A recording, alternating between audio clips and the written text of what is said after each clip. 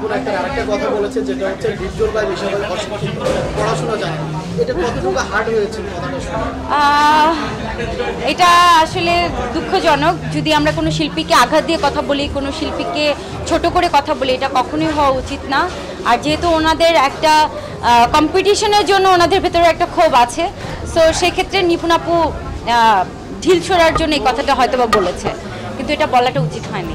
আপু, সোশ্যাল মিডিয়াতে অনেকে বলছেন যে শিরিন একটা ইয়াং মেয়ে, তিনি একটু বয়স্ক টাইপের নায়কদের সাথে অভিনয় করছেন। আপনি কি সামনে ইয়াং নায়কদের সাথে অভিনয় করার সম্ভাবনা আছে কিনা? বয়স্ক নায়ক কারা কারা আছে? একমাত্র ডিপজল ভাই ছাড়া তো আমি কাউকে দেখছি না বয়স্ক নায়ক। শিরিন শিরাকে বয়স্ক নায়ক পছন্দ বেশি না ইয়াং পছন্দ?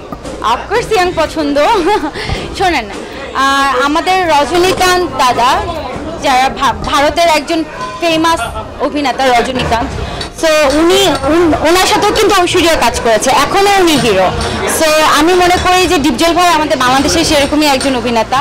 আর ডিপজল ভাই যখন আমাকে অফার করেছিল, ওনার গল্পটা আমার খুব ভালো লেগেছিল, সো এই জন্য আমি কাজ করেছিলাম। আর ডিপজল ভাই ছাড়াও কিন্তু আমি সবার সাথেই কাজ করছি।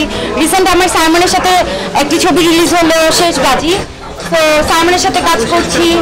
তারপর জয় চৌধুরীর সাথে আমার ছবি রিলিজ হয়েছে, বাপ্পি বলেন, যারা যারা আছে। এছাড়াও কি বলে আরজুর সাথে আমি ছবি শেষ করলাম, ইমনের সাথে আমার দুটো ছবি হলো। সো ইন্ডাস্ট্রিতে যারা নায়ক আছে সবার সাথে আমার কাজ হয়েছে, এরা কেউই বয়স্ক না। অনেকে কিন্তু আপনাকে থ্যাংক ইউ।